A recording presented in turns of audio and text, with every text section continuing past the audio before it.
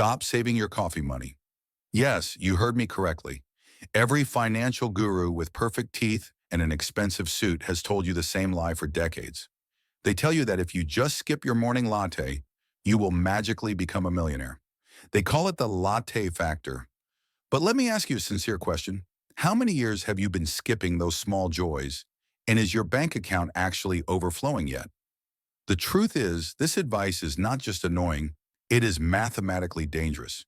It keeps you focused on pennies while you're losing hundreds of dollars in places you are not even looking. Welcome to a different conversation about money. Today, we are going to look at why being frugal in the wrong way is actually keeping you broke. We are going to uncover the hidden taxes on poverty that the system does not want you to see. And most importantly, we are going to talk about how to stop the bleeding and start building real freedom. My name is your mentor for today, and I have spent years studying the mathematics of why good people stay trapped in financial quicksand. Let us start with a simple reality check. If you save $4 a day by skipping coffee, you save about $120 a month. That sounds nice until you realize that one single bank overdraft fee is $35. If your account drops by just $1 because of an automatic subscription you forgot about, the bank hits you with a penalty that represents a 700% interest rate on a $1 mistake. You just wiped out an entire week of coffee savings in 1 second. The system is designed to kick you when you are down, and no amount of skipped coffee can fix a broken strategy. This brings us to a concept economists call the poverty penalty. It is the invisible tax you pay simply for not having enough cash in the bank to buy in bulk. Think about something as basic as laundry detergent or toilet paper. If you have $50 in your pocket, you can go to a wholesale club and buy a massive container. Your cost per load might be 15 cents, but if you only have $7 until Friday, you are forced to buy the tiny bottle at the corner store.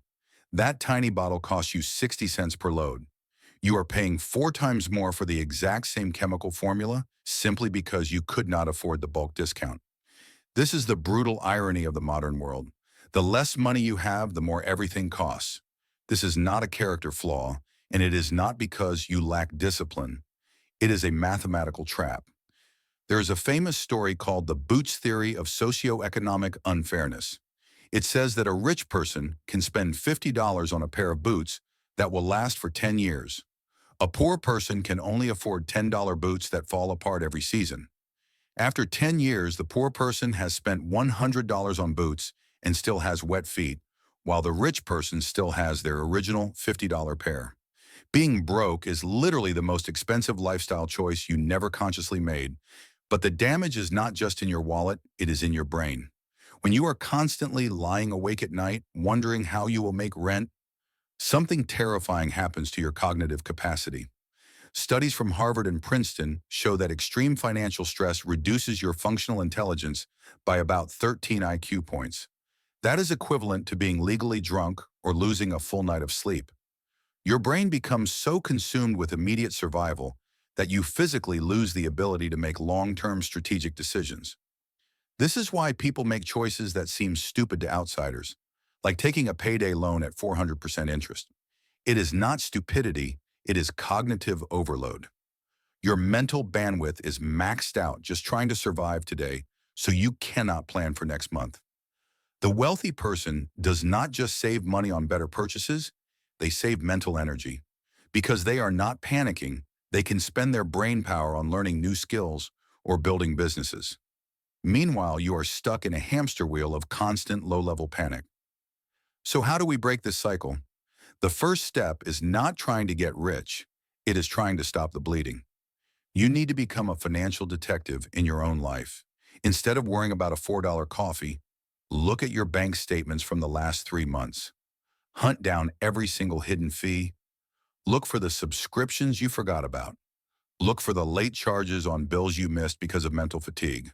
Circle them in red because that is money bleeding out of your financial arteries. Many people discover they are losing $200 to $300 every month on absolute garbage. That is money that could be building your escape pod. The second step is what I call the quality investment strategy. You need to stop buying the $10 boots. You need to shift your mindset from a consumer to an investor in your own life. Every time you buy something, ask yourself, is this a permanent solution or am I just renting a temporary fix?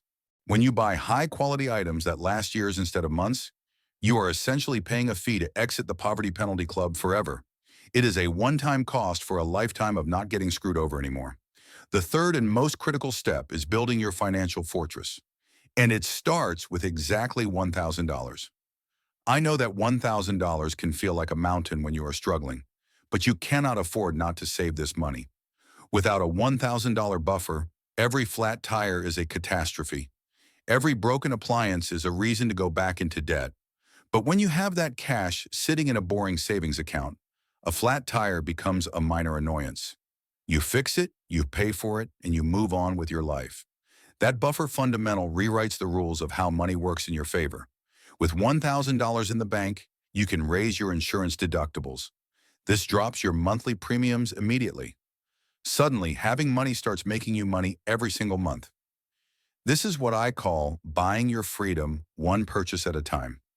It is about being strategically aggressive with your money instead of passively letting it leak away through 1,000 tiny cuts. The people who escape the trap are not always the ones who earn the most. They are the ones who refuse to keep paying the poor tax once they understand how the game is played. You have to think like a chess player, not a checkers player. Most people focus on the next move or the next paycheck, but you need to think 4 or 5 moves ahead. Stop listening to the gurus who tell you that your life is a failure because you enjoy a morning coffee. Enjoy your coffee, but fix your strategy. The shift from survival mode to freedom mode requires a rewiring of your brain. It requires you to value your mental energy as much as your cash. When you stop the small leaks and build your fortress, you reclaim your IQ points. You reclaim your ability to dream and plan for a future where you are in control. The path out of this financial prison is not complicated, but it requires courage. It requires the courage to say no to immediate gratification so you can say yes to permanent solutions. Every dollar you spend on a quality item is a brick in the wall of your fortress. Every late fee you eliminate is a win against a system designed to keep you down. You are not depriving yourself. You are investing in a future where money works for you instead of against you. Your future self is waiting for you to make this choice. They are waiting for you to stop playing their game and start winning your own. Break the cycle today. Build that buffer, stop the bleeding, and buy your way out of the penalty system one strategic choice at a time. You have the power to rewrite your story. You have the power to find your peace and your independence. Believe in your ability to change your direction. Because once you see the math, you can never unsee the truth. And the truth is, you were meant for more than just surviving. You were meant to thrive. Thank you for listening, and I will see you in the next chapter of your journey to freedom.